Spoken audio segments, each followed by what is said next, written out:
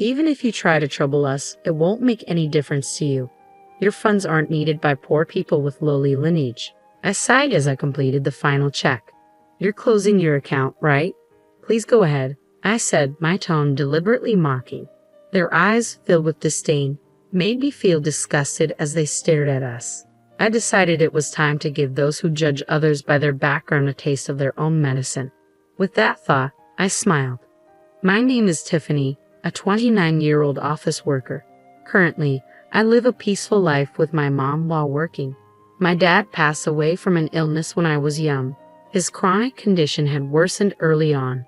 Despite being involved in various businesses and always busy with work, he treasured his family time, and I have fond memories of playing with him on his days off. Mom and I were initially shocked by Dad's death, but Mom, not wanting me to feel lonely, cherished our time together. Fortunately, when Dad fell ill, he ensured with his former CEO that there were enough funds secured for our livelihood. Thanks to that, I was able to go to college, and both Dad's and Mom's parents were very supportive. Especially my paternal grandparents, who lived nearby, took great care of me when Mom was at work or away. We still go back to both sets of grandparents for holidays like Christmas and spend time together. I am who I am today thanks to the support of many people. To give back, I went to a national university and got a job at a major company. I considered working at the bank my dad was supposed to inherit, but chose a career I loved instead, following the advice to do what you love. I've already handed the bank over, so there's no need to worry about it. Thanks to a fulfilling home environment and the freedom to pursue my hobbies, I had no interest in romance. But now, at a mature age, many of my friends are married with kids. This led me to think about marriage, and that's when a certain encounter happened. I never imagined this meeting would lead to a major incident. Hey Tiffany, aren't you interested in love? That was the starting point, a question from a colleague at work. We've been close since our rookie days. You know, I have an acquaintance who's struggling to find a match. He's well educated and handsome. You're highly educated too, Tiffany. Maybe you'd like to meet him. Really? I've always thought it's a waste for someone as high spec as you, Tiffany. There are even a few people in the office who are after you. She has a wide network and always shares various stories. She's living with her boyfriend she met at a party and seems very happy. She's quite concerned about my lack of romantic involvement. I had even consulted her about marriage, which led to this arrangement. A few days later, I agreed to meet a man named Joseph. The rendezvous was at a cafe. As I waited nervously, a man approached me. Tiffany. Ah, yes. Nice to meet you. You're Joseph, right? Yes. Thank you for today. Joseph's expression was blank as he looked me over. It felt like he was sizing me up, which took me aback a bit. Then taking his seat opposite me, he quickly started the conversation. What do you do for work, Tiffany? I work in sales at a company. I've always enjoyed interacting with people and sharing my opinions, which is why I chose sales. I find it fulfilling, and I love the moments when customers are happy with their purchases. What's the name of your company? I told him the name of my company. Upon hearing it, Joseph paused for a moment, then smiled. It wasn't a pleasant smile, more like one of satisfaction. My company is quite a large enterprise with good performance. We're well trusted by our customers, I added. Since he asked, I decided to return the question. What do you do, Joseph? At my question, Joseph snorted with pride and began to boast. I work at Sunrise Bank as a department head. Sunrise Bank is a really big bank, you know. The work is tough, not something ordinary people can handle. But since my dad is the CEO and I'm the successor, it's different for me. I felt a stir in my chest at Joseph's words. I was expecting a normal response, but his aggressive tone made me feel uncomfortable. Indeed, Sunrise Bank is a major bank. I knew about it due to a certain incident, but I was surprised to learn that Joseph worked there as a department head. Wow, that's impressive. Sunrise Bank is a big place, isn't it? I flattered Joseph on purpose. I saw no need to be rude, and though I suspected this would be our last meeting, I figured it was better to be polite. Pleased with my flattery, Joseph continued to boast about himself.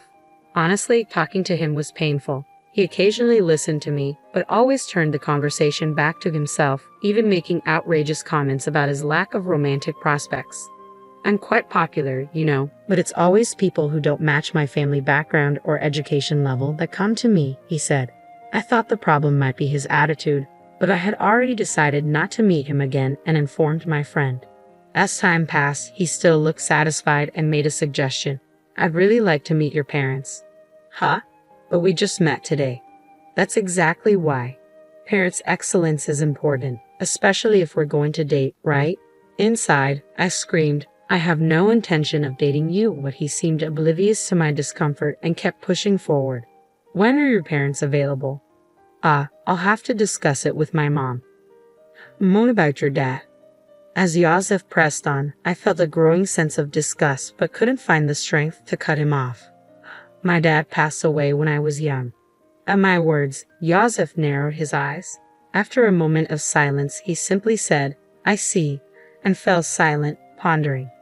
Well, send me a date that works for you later. I'll adjust my schedule.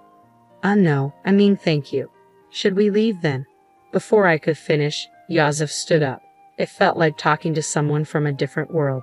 Despite my reluctance, I had given him my contact information and even discussed meeting our parents. His disdainful look upon hearing about my father's absence bothered me. In the end, we agreed to meet again with our parents. When I explained this to Mom, she smiled wryly. Maybe you were just nervous because you haven't dated before. Maybe, but the way he spoke was weird. Well, his parents will be there, right? Just say no if it doesn't feel right. I'll be there too. Thanks, Mom. Sorry for dragging you into this, I apologized, feeling guilty. Mom laughed heartily. It's okay, no need to feel bad. Besides, I'm curious about Sunrise Bank. Let's see how it goes. So, Yosef and I arranged a family meeting. At that time, I had no idea Yosef had planned the meeting for such a shocking purpose. On the day of the meeting, we arrived at the place Yosef had chosen. It was a fancy restaurant. It's a big place, isn't it? Yes, it is. Inside, our table was ready, but Yosef hadn't arrived yet. We entered and waited, and shortly after the scheduled time, Yosef and his family arrived.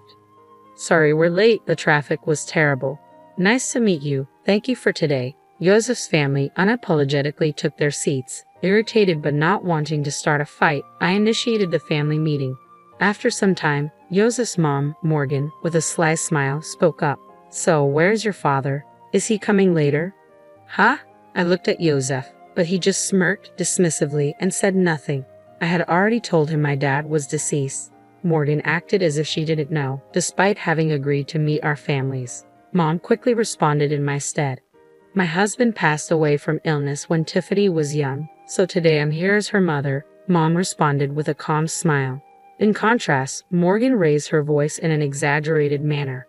Oh my, Tiffany is from a single-parent family.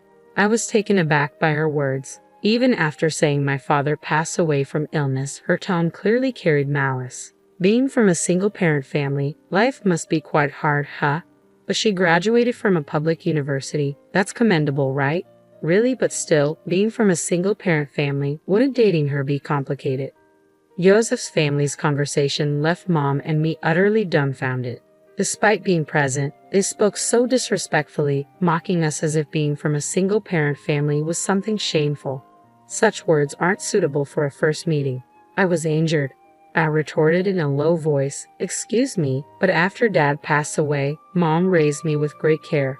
I owe my current life to her. Isn't it rude to speak about someone like that when you've just met? Morgan, however, burst out laughing. Rude?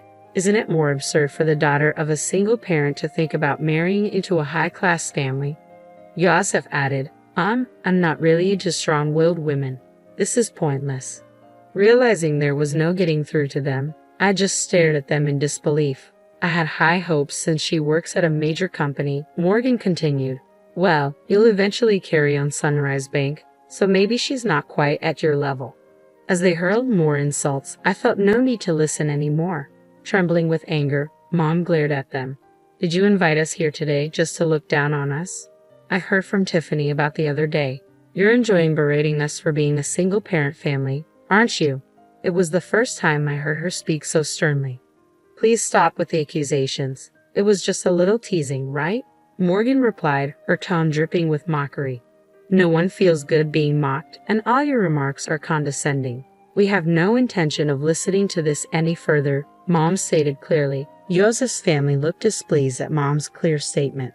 Presumptuous for commoners. Commoners, huh? Indeed, that may be the case, but this has made up my mind, Mom said. Yosef's family looked briefly surprised at Mom's words, then burst into laughter. They seemed to be thinking, what can you possibly do?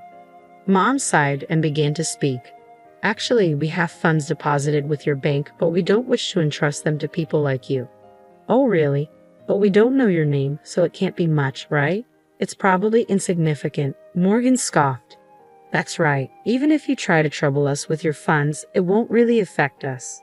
Low-class poor people are not needed, Yosef added disdainfully. I realized that even Mom's last attempt at reconciliation was in vain, but they continued to speak disdainfully, unaware. I sighed and made the final confirmation. We're closing our account. Okay, go ahead, came the mocking tone. Yosef's family looked at us with disdainful expressions. I thought to myself, let's make those who judge others by their background suffer a bit. I smiled at the thought. Is that so? Then we will proceed as such, and please consider this meeting never happened. Of course, we had no intention of marrying a daughter from a single-parent family. Well then, we will take our leave now. Mom and I stood up. Oh, don't worry about today's bill. It's too expensive for you. Is that so? Well then. With that, our family meeting ended. Later, I made a phone call. Weeks later, my mobile phone was flooded with calls from Yosef. Of course, I had anticipated this and had no intention of answering. It was their own responsibility. I immediately blocked the number. A few days later, I received a call from Grandpa Kyle. Summoned by him, Mom and I headed to Sunrise Bank. In the meeting room, Yosef's family, looking pale, was present. As soon as they saw us, Morgan stood up and rushed over to bow deeply. I am extremely sorry for what happened. I didn't reply to Morgan's words, just smiled and began to speak. What exactly are you apologizing for? At my words, Morgan bit her lip hard, trembling with anger. That was understandable. There were too many things for which they should apologize. That's probably why she was feeling so frustrated. This whole situation started because I said we would close our account that day. Our account wasn't particularly large, so closing it wouldn't have caused much damage. But Kyle's case was different. Kyle managed the inheritance left by my dad at Sunrise Bank for our benefit, and he also had his own account there. If all accounts, including Kyle's and my dad's inheritance, were closed, it would total about $7 million. In other words, their disrespect decided the closure. Importantly, Kyle was the former CEO of the bank. Dad was supposed to take over the bank but passed away young, so the position went to Scott. I didn't know that Tiffany was related to the former CEO, Scott said, looking anxious, as if making an excuse. That's no excuse, I replied. Even if you didn't know, your prejudice against our family is your own fault.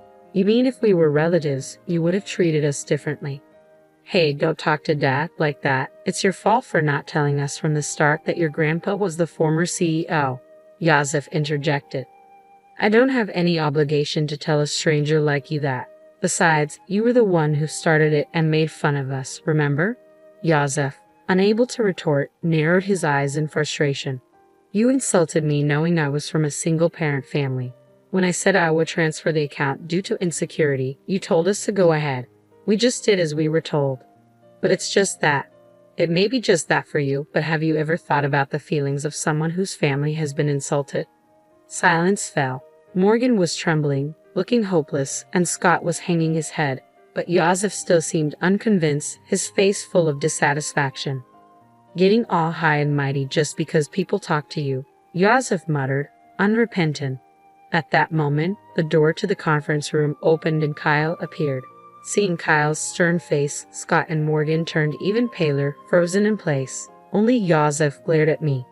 Even after giving you a chance to reflect, you're still only thinking about yourselves, Kyle said, the former CEO's presence commanding the room. It's not my fault, it's her. Watch your words. If you continue, you'll end up even more miserable, Kyle warned. Silenced by Kyle's words, Yosef glared at me again. Then, as if resigned, he burst out, No way. Who would think a single parent's relative was the former CEO? You knew I was the future CEO and came to the family meeting just to mock us. Yosef, be quiet, Kyle said sternly, glaring at him. Yosef was breathing heavily, still fuming. Future CEO, huh? Kyle then turned his gaze to Scott. Scott shrank even more under Kyle's intense scrutiny. I understand wanting to leave the bank to your son, But now that I know his mindset, it's impossible for him to continue as CEO.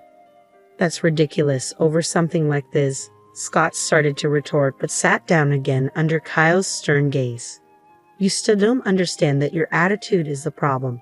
Though I'm retired, the board will decide. If you have something to say it to them. Remember, we recorded the previous conversation and this one. Don't forget that the voice recorder will serve as evidence. I took out a voice recorder and pressed play in front of the three, replaying our conversation from the other day. How dare you prepare something like that? It's unfair. It was just a precaution, but remember, you forced me into this situation.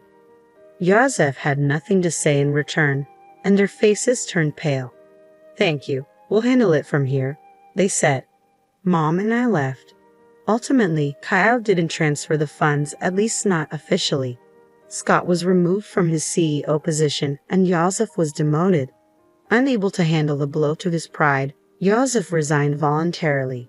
Kyle's influence in the financial industry meant Yosef would struggle to find work in the same field again. Whether Scott knew this or not, he seemed determined to work until retirement, but Kyle said it would be tough for him both mentally and physically. Morgan, who used to wield power as the CEO's wife, apparently started part-time work to maintain her lifestyle, but her character likely made it hard for her to keep a job.